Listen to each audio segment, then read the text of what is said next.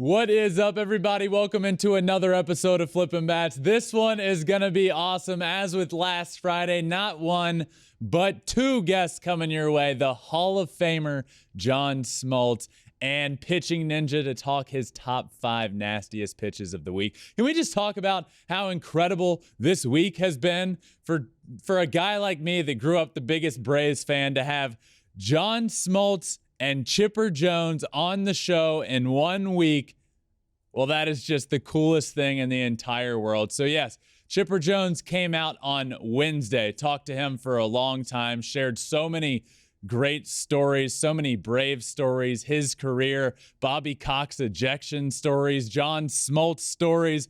It was incredible. So if you haven't yet listened, if you're a fan of baseball and great stories involving a lot of Hall of Famers, go back and listen to that Wednesday episode because it is certainly one of my favorites. But today, first up, we're going to talk to John Smoltz, and I'm going to share with him a lot of those stories that Chipper Jones had to say about him. So this one will be a lot of fun. Obviously, Albert Pujols also hit 700 home runs last week, so talk to John about that as well. But I always love having him on. It is so cool for me to be able to bring to you guys a Hall of Famer and a guy with so many stories every week as we've been doing. So I hope you all appreciate it. So John Smoltz will be up right here, Pitching Ninja later. But for now, let's talk some stories with Chipper, John Smoltz. This is going to be a fun one. Let's welcome in now Hall of Famer for the Atlanta Braves, John Smoltz. All right, and I am pumped to be joined, as I am weekly, by John Smoltz. John, pumped to have you back in, my friend. I want to start because this week has been a really exciting one. I had Chipper Jones on the show, talked to him for a long time, and naturally, some stories about you came up. So this first one, I want to play for you. He talked about an occasion that occurred in spring training, and I want to hear what you have to say about this. So let's check it out. I was always the first guy in the cage the first day of spring training against those guys. Yeah. So I know everything they got. And to be honest with you, Smoltzy is my kind of pitcher. Like if I had to choose one of the three, because everything's hard. You know he's going to come at you with the hard, straight fastball. He's going to throw the slider, and if he throws the slider enough, he's going to hang me one every once in a while. And he hung me a few in spring training. And normally when you hit a home run off one of your teammates in spring training, you just get out of the cage. Nope. I ran the bases.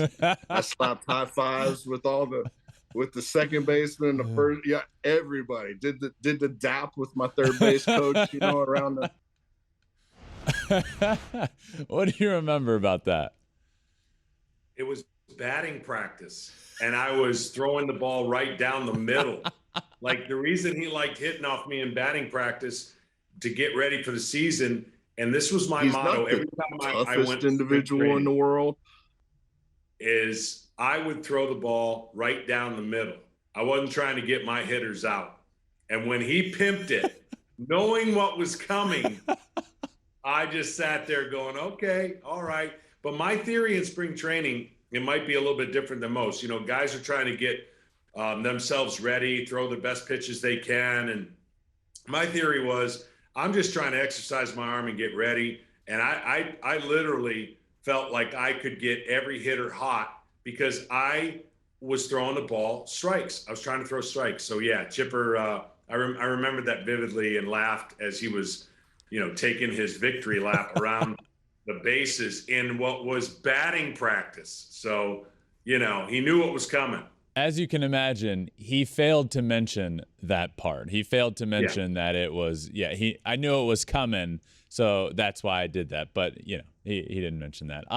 He also, I asked, as you've shared a couple of great stories with other players, but I needed some about you. So when I asked Chipper when I mention John Smoltz and a story that comes to mind, let me play for you the story that came to mind for Chipper about you.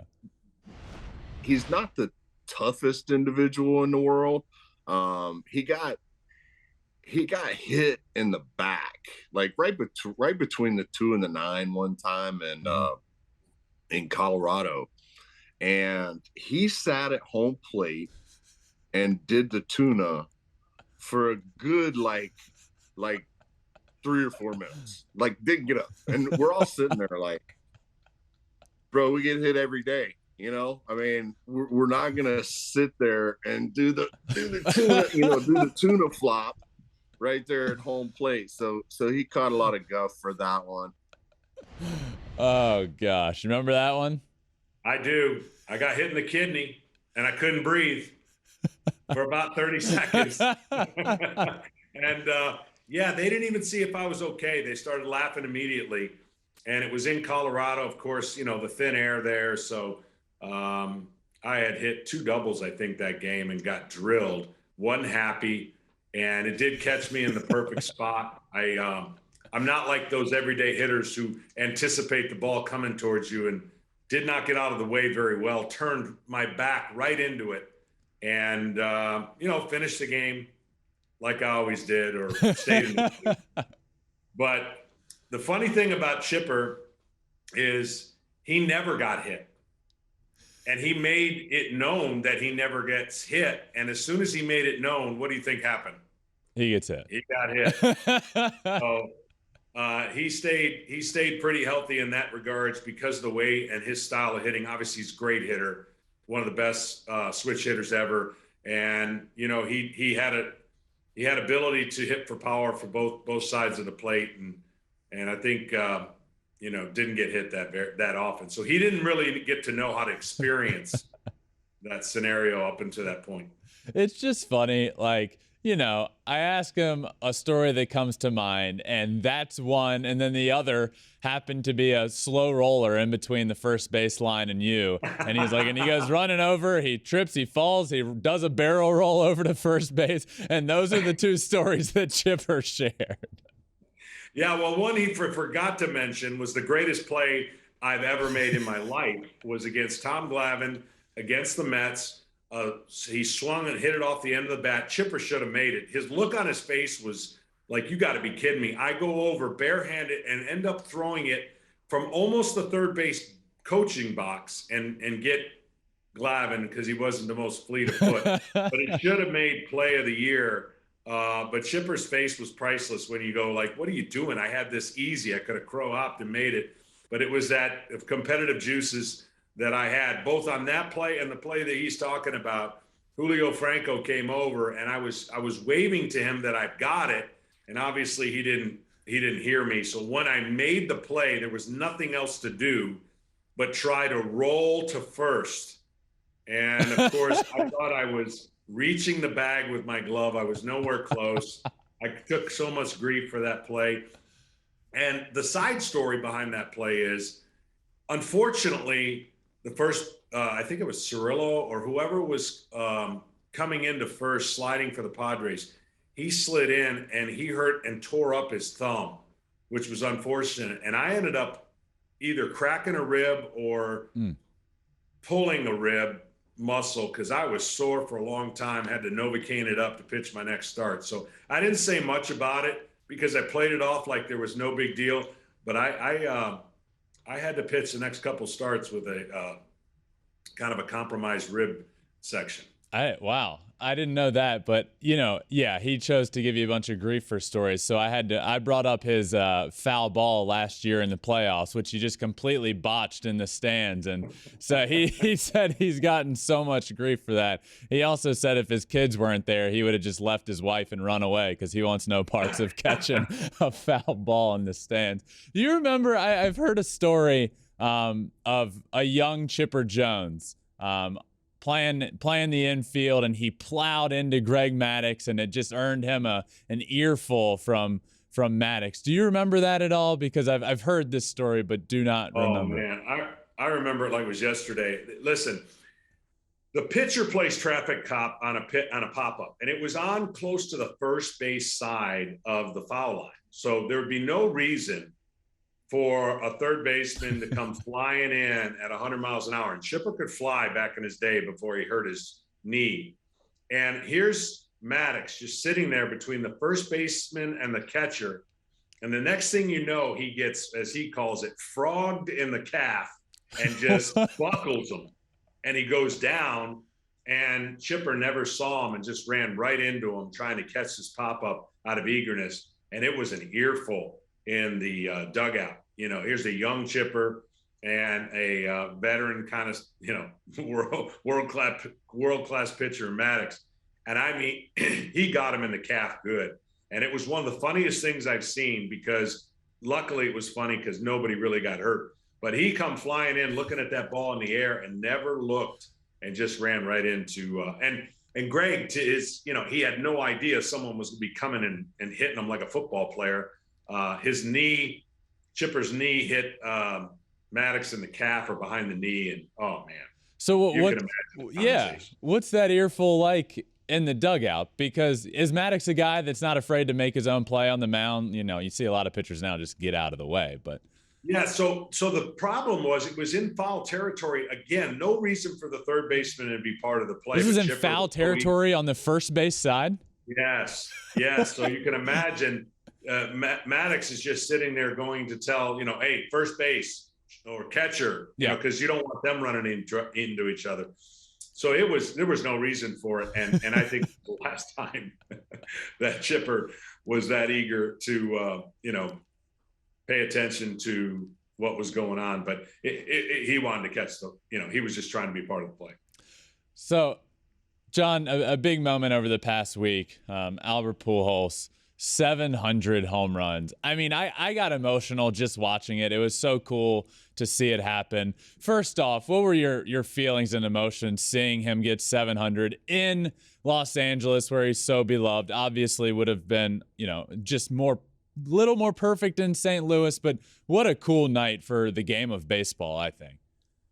I don't even know if the improbability of this happening for the greatest right-handed slugger, based on last year and some of his injuries, the trend, I don't think anybody in the world thought he would hit 10 to 15 home runs, yet alone over 20 and get to 700. It is truly a representation of the full circle of Albert's career. His dedication to the game, work ethic, grinding out at bats. And I think it's one of the most incredible things, given the circumstances of what we know Albert has gone through. And what a perfect ending. I mean, I really believe he would have called it a career if it was 698 or 699. Wow. But I think the way that this season's going now for the Cardinals, and the way that Albert Pujols is playing, and kind of the life he's embarked on that team, you know, I wouldn't be surprised if St. Louis upsets some teams and makes it farther than people think in the postseason, because, you know, he's a big part of it, and he could come up with a huge hit. I mean, the fact that he did it in LA, like you said, and the fact that he did it in one game with 2 home runs. Look, the hardest home run is the home run before a milestone, you know, before a round number. Yeah. I mean, Judge is having that issue right now, and it's so much stress and pressure to do something that everyone expects you to do every time you come up, and they're talking about it all the time. That, to me, in itself, is incredible. Yeah, it was quite the night, and a special moment for sure. And in the game of baseball now, I mean, 700 just feels like an unobtainable number. Like it feels like we're not going to get there anymore. I mean, Miguel Cabrera's 200 away. Nelson Cruz is, 200 plus away. It seems difficult to get there, but when you're thinking about the game of baseball where we are right now, is there anybody, any young player in the game or anybody playing that you think, man, maybe that person one day has a chance to get there? I mean, the initial thought would always go to Acuna and Soto because they're the youngest and they've reached that 100 plus, pretty quickly. I'm going to throw one out that's not out of left field. But it all is going to be dependent upon the health and determination of this young man. And I think Bryce Harper, he's got 200 and some home runs. That seems like a country away, but he's 29. So if you think about playing 11 more years or finishing out the contract, and let's just say he averages, 30 home runs a year, he gets close. But just think about that. He would have to average 40 home runs a year to get to that number. So I don't know if anybody can. But if it would be, it'd be one of those three guys just because of age. You got to have a motor that ticks, that wants to be the best, that wants to go out there and grind every single day. And I think Bryce Harper has that. He's had some unfortunate injuries that have kind of derailed that. And hopefully he can stay healthy the rest of his career. But he plays in a great park. He's got that motor. He's a historian that loves the game, and I think wants to be and climb the ladder of the great ones. That's one of those numbers that really puts it into perspective. He'd have to average 40 home runs a year for the rest of his career to get there. You know, I saw a montage all put together of Albert's 700 home runs, and I think a lot of people forget. You know, you look at his time in Los Angeles with the Angels, and you don't think of it as, well, this was Albert Pujols. It kind of seems like, you know, that was the beginning of the end. He hit over 200 home runs with the Angels, and he was there for a while. I was just watching that video like, man, he might have been in his mid to late 30s with the Angels, but that's when he made that push to 700. Those have to be the tough years, that 35 to 40 that you got to keep averaging, you know, tons of home runs. Yeah, and I can't think of another guy that played in two distinct different eras, right? Like Albert was the prolific power average homer in the era that I played in, where pitching was different, where strikeouts weren't a badge of honor or weren't looked at like something that's terrible. And so now he's survived the high velocity era. Like he's pitched and played long enough to face pitchers who threw in the mid 90s, now throwing the 100. And I think there's something to be said for that. You know, Hank Aaron, who's the greatest home run hitter of all time, in my opinion, he played in pretty much the same era and dominated, right? And I don't think we've ever seen, to my knowledge, a shift in philosophy of pitching that was pretty drastic and almost took to a place where everybody now tries to throw max effort. Yeah. So, you know, I think there's something to be said for what he was able to do, even in the latter part of his career. When you get older and the bat speed gets less and the eyesight gets less, he was able to still do it. Yeah. Hey, John, one last one I got to share with you from Chipper. I asked him the other day that I said, I know Smoltz, Glavine, Maddox, they're all such great athletes, and you get them out on a golf course and they're going to be fantastic. But have you ever gotten them out into your territory? You ever brought them out into the woods and gone hunting with them? And he just cracked up and said, not a chance those guys would survive out in the woods. If they were on Survivor or something, they wouldn't make it 2 days. There's no doubt he's right about that. That's not my element. And, you know, there's no, I can't think of anybody else who I was around that talked hunting more than him. And look, he just lives for that, you know, and I think that's something that is a hobby that I never picked up. I'm going to tell a story. The reason I'm not a hunter is I had an unfortunate scenario when I was about 12 years old. Mm-hmm. I told a buddy of mine, we lived in between two fields, my buddy's house, and there was a rabbit about 30 yards away. And I got a flat rock and I said, get that rabbit to move. I'm gonna hit it on the run just before it gets to the field. Never really thinking that would happen. Oh God. And I hit that rabbit about 5 feet before it got to the field. And I was so distraught. I was hoping that thing was going to be okay. And I said, it'll be all right. It'll be all right. Took one more kick and that was it. Oh, no. I never wanted to hunt since. My buddy said at that point, he goes, you're going to make it to the big leagues. I'm like, yeah, but I just killed a rabbit and I'm an animal lover. And I've never even wanted to think about hunting ever since then. Yeah, I'm with you. I can't do it either. And I can't hit a rabbit from that far away, but yeah, I would never do that. But John, that's incredible. That's a great story. Always fun joining me. I appreciate it. Let's do it again next week, my friend. I look forward to it. Yep, me as well. See ya. Man, that was great. The rabbit story. Who knew? If anybody could do it, of course, John Smoltz could do it at 12 years old. That was incredible. I love having him on every week because of the stories that he shares. The Chipper ones were great. Chipper failed to mention that the home run was literally just a served up pitch right down the middle that he knew was coming, which makes it even better, I think. So thanks again to John Smoltz for joining me, as he does every week. If you're new to the show, John Smoltz joins every single week, and it has been an absolute blast. So make sure you stay on the lookout for that. Subscribe so you never miss anything. But this is not over yet. Also every week, I am joined by Rob Friedman, also known as Pitching Ninja on Twitter. He is one of the best baseball Twitter follows out there just because of all of the stuff he does, taking pitches, showing you how good it was, overlaying fastballs and curveballs. He is your guy for that. And every week he comes on to talk his top 5 nastiest pitches of the week. And let's bring him in now, Pitching Ninja. All right, it is that time of the week where I am joined by Twitter Hall of Famer himself, Pitching Ninja. Rob, how are you doing this week, my friend? I'm really excited to be a first ballot Twitter Hall of Famer. Like, I didn't think it was going to happen, but I'd like to thank everybody to help this moment happen. If I had a vote, I would vote for you. Just know that. I have a little tear. Awesome. All right, it is top 5 nastiest pitches of the week, plus a few little bonus things with Rob right now. And we're going to start with number 1 on your list this week. And no, I don't know. These aren't in any particular order, but Johan Duran this week. What did you see from him? Just ridiculous stuff this week. I mean, he's always had overpowering velocity, but this took it to another level. You have a couple of 99-mile-an-hour splinkers sandwiched with the meat being a 104-mile-an-hour fastball.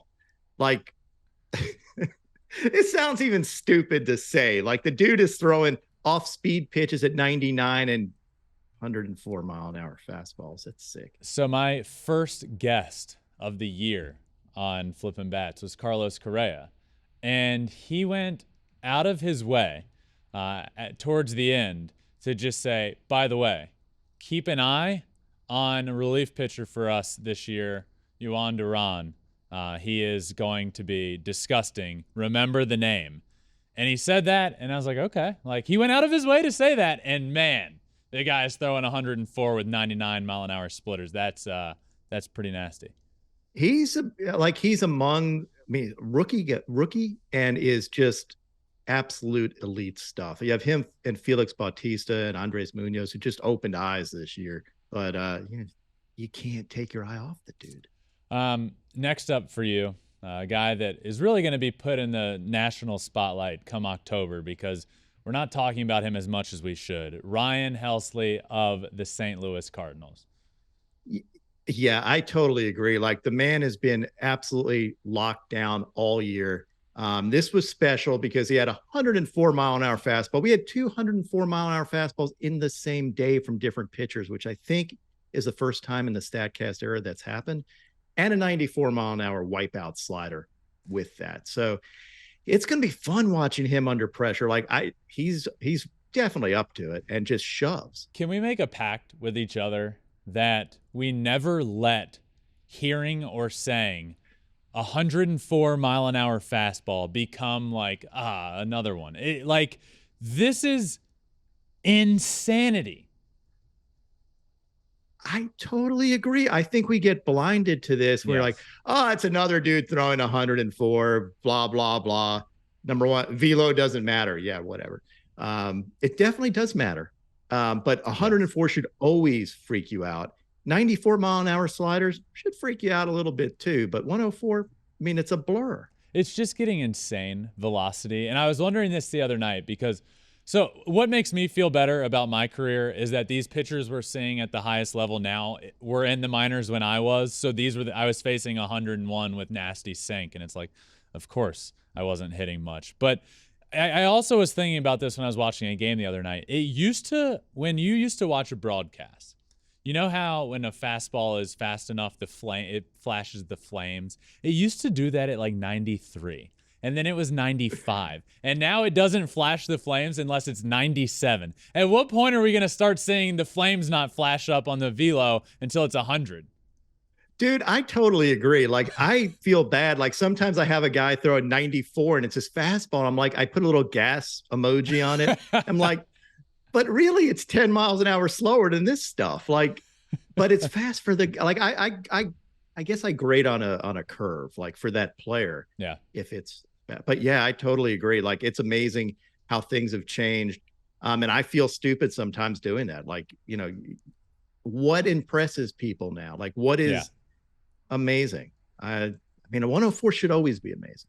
It's also hard to like impress people or explain to them that some fastballs are just like invisibles. Like Christian Javier doesn't throw 100 miles an hour for the Astros, but you just can't see his fastball and people struggle to hit it. So that would be a good example of like sometimes 93 looks like 100 and sometimes 104 looks like 104. Yeah, right. And sometimes it's how it's set up. Sometimes it's, you know, if it tunnels really well with other pitches, if a pitcher has deception, weird arm slot, whatever, they all play into it. So it's not just about velocity, but velocity's fun. It's fun. Next up, a lefty with a little bit of velocity, Jose Alvarado. Yeah, I think he gets a little bit under the radar and doesn't get the respect he's deserved. Like, he has been absolutely lights out the last few months. And this is an example of why. I mean, this is, what is it, 103 mile an hour fastball and a 94 mile an hour cutter. And look at the tunnel on that. Like, people are wondering, like, why you swing at these pitches. Well, it looks just like your fastball that's 103 and cuts away. Like, that's sick. Yeah. So fun fact about Jose Alvarado, I faced him a good bit in the minor leagues, and I didn't have to go up and bunt very often. But one time I was tasked with going up to bunt was against him. So, you know, to get to bunt, you get down there, you put your head right behind the bat, right behind the barrel, really pretty close, and you just get down there and you lay it down. And Alvarado's up there throwing 100 miles an hour from the left side with a cutter. And the first one, first pitch, I go to bunt, pull back. It was like a cutter on the outside edge. It was a strike. Next one, 100, go to bunt, foul it straight back. I'm sitting 0-2. And I ended up singling to the left side on this at bat. I was down 0-2 and ended up with a single. But I was supposed to bunt, and I did not. And it was a very difficult task to get down there and bunt again against a guy like that. I thought you were gonna tell me you ended up like Max Scherzer with the bunt into your nose. No, thank God. But, you know, as I'm thinking about this, a lot of people are saying, like, the bunting is a lost art in the game of baseball. Nobody does it anymore. It's not easy. And it's not, you know, when a guy was throwing 90 miles an hour or 85 mile an hour fastballs like back in the day, you get down there, drop it down. It's easy. It's like your catch. But guys are throwing 103 with nasty movement. Bunting is not easy. So maybe that's why we see less of it as well. I know what the analytics say, but it's not also easy. I will say, like, coaching high school kids, like, they just it is not easy for them even at that velocity. Like, we would say, yeah, get that bunt down. It's so easy. And like, we had like 3 successful bunts all year. Next up for you, a great story, by the way, Bryce Elder. What did you see from him? So I'd like to put somebody that's not just about velo up there. And everybody loved watching him pitch. They're like, this dude looks like Greg Maddux up there painting with these sinkers. Like, they're absolutely beautiful. I mean, look at that. That's just a pretty pitch. Threw a shutout, the first Braves rookie to throw a shutout, I think, since 1990. I like to show things that show that the game isn't just about velocity. So some people have like hopes up that they can do this. The Braves with ridiculous stuff. The Braves have some exciting things going on with rookies, and Bryce Elder isn't a name at the top of that list, and that says something because he was special the other night for sure. So you went away a little bit to a little artwork, a little backdoor sinkers, but you went right back to the velocity, my friend. Tyler Glasnow. Yeah, but I'm going to show his absolute hammer right here. Like, this is one of those things I've missed. Like, having Tyler Glasnow not playing baseball in the major leagues. Yeah. It makes everybody's life worse. Like, love watching this dude throw. Total hammer. I mean, that curveball is a work of art. I mean, it's fierce and beautiful at the same time. You could say the same about his hair, honestly. His hair, and just a genuinely good looking dude. Like every time I put him out there, everybody's like swooning over him. And he's got that Thomas Shelby look, the little Peaky Blinders thing going. I mean, look at that. Oh yeah, that's a dead ringer. It's funny. It's funny you mentioned this is great. You made this. Was it on his start day? Yes. I did this morning just because I felt like it, because I was like, I need to get this out there somewhere. I think it's on my Instagram. But yeah, this is.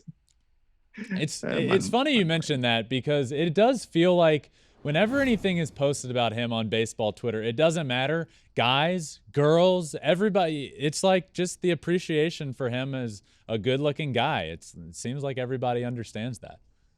He is, and he's a great dude, like very understated, really nice guy, great hair, and can do a backflip too. Like he could do a standing backflip at 6'8". That's crazy. That's impressive. Like, how do you do that? So he rounds out your top 5 nastiest pitches of the week. But as usual, we have some bonuses. And this first one, Rob, this was perhaps my favorite thing on Twitter all week long. Sister Jean versus Javi Baez. I woke up in the morning and chose violence. You did. Like I was doing. You did.